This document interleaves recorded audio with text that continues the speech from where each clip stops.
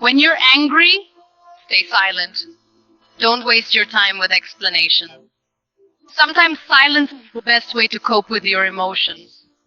People only hear what they want to hear, accept criticism, but never accept disrespect. Here's something that might shock you. We're witnessing the complete breakdown of workplace interactions between men and women, and nobody wants to talk about the real reasons why.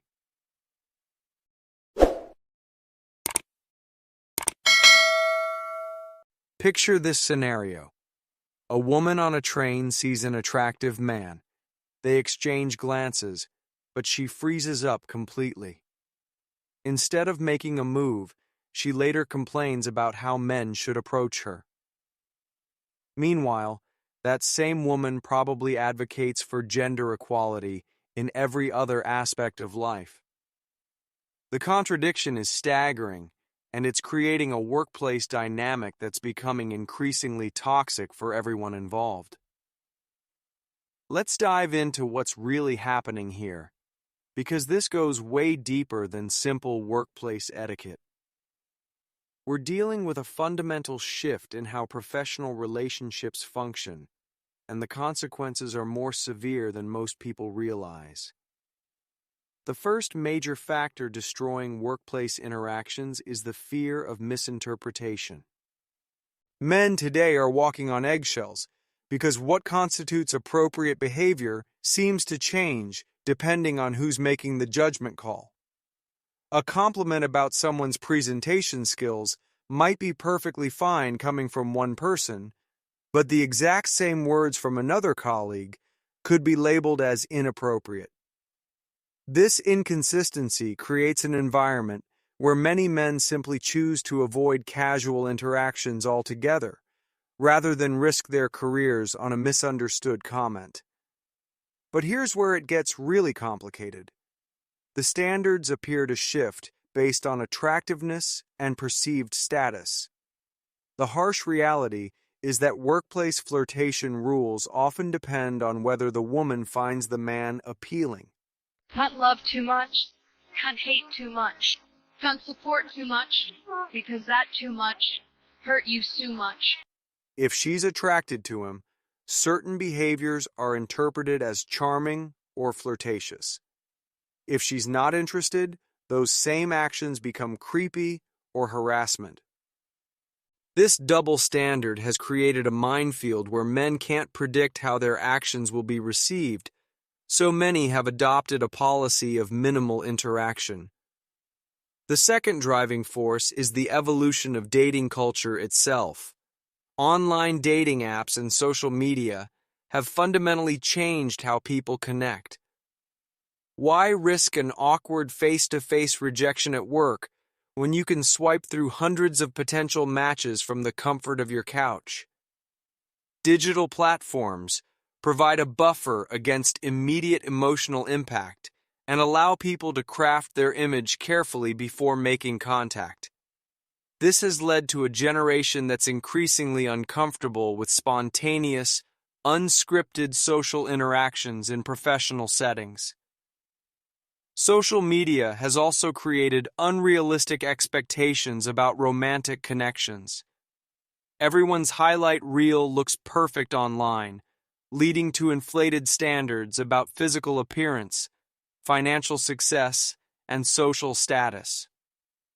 The famous 666 criteria, 6 feet tall, 6-figure income, 6-pack abs, has become a real phenomenon that many men feel they can't meet. Rather than face inevitable rejection, they've simply removed themselves from the equation entirely. The third element transforming workplace dynamics is the heightened awareness around harassment and inappropriate behavior. While this awareness is generally positive and necessary, it's created an overcorrection in many environments. Men report feeling like any friendly gesture could be misconstrued, any compliment could be seen as unprofessional, and any attempt at humor could backfire spectacularly. The pendulum has swung so far toward caution that normal human interaction feels risky. This is particularly challenging because humans are naturally social creatures who form connections through casual conversation, shared experiences, and yes, even appropriate compliments. When these basic social building blocks become potential career hazards, it creates sterile work environments where people interact only when absolutely necessary for job functions. The fourth factor is the legal and professional consequences of accusations. If the only thing stopping you from enjoying life is your thinking, change your thinking, change your life. In today's climate, being accused of inappropriate behavior can derail a career almost instantly, regardless of whether the accusation is proven true. The mere suggestion of impropriety can lead to investigations, suspensions, and permanent damage to professional reputation. For many men, this risk-reward calculation simply doesn't add up. Why chance destroying everything they've worked for over casual workplace conversation? This creates a particularly cruel irony for women who genuinely want normal professional relationships with male colleagues. They're caught in the crossfire of a cultural shift that's making men increasingly reluctant to engage in any interaction that isn't strictly business-related. The result is workplace environments that feel cold and impersonal, where natural mentoring relationships and collaborative friendships become increasingly rare. But here's what's really fascinating about this whole situation. Many of the same people who advocate for this heightened sensitivity also complain about feeling isolated at work or wonder where all the good guys have gone.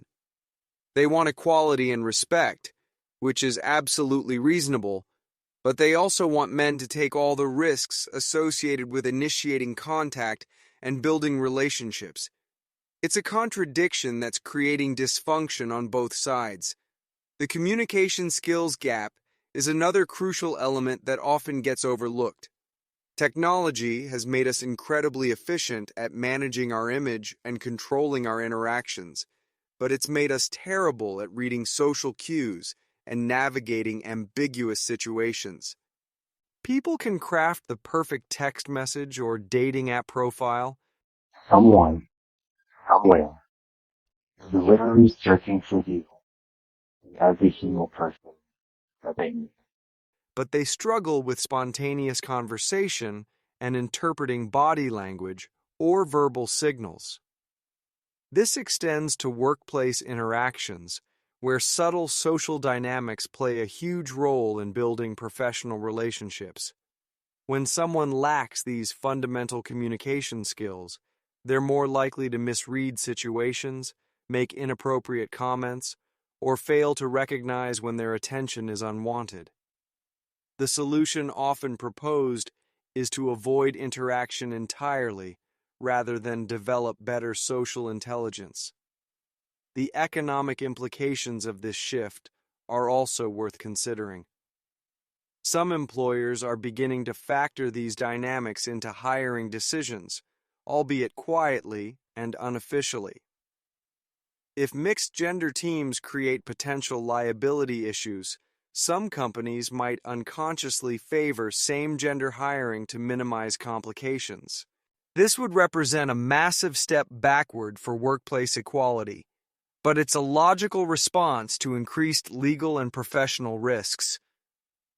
What we're witnessing is essentially the breakdown of normal social interaction in professional settings, replaced by a system based on fear, miscommunication, and competing expectations. Everyone loses in this scenario. Women miss out on natural professional relationships and mentoring opportunities. Men become increasingly isolated and defensive, and workplaces become sterile environments focused solely on productivity rather than human connection. The real tragedy is that most people on both sides want the same things: respectful professional relationships, equal opportunities, and the ability to connect with colleagues as human beings. But the current system is making those simple goals increasingly difficult to achieve, leaving everyone frustrated and confused about how to navigate basic workplace interactions. Until we find a way to balance legitimate concerns about harassment with the basic human need for social connection, this divide will likely continue growing, making professional environments less collaborative, less creative, and ultimately less successful for everyone involved.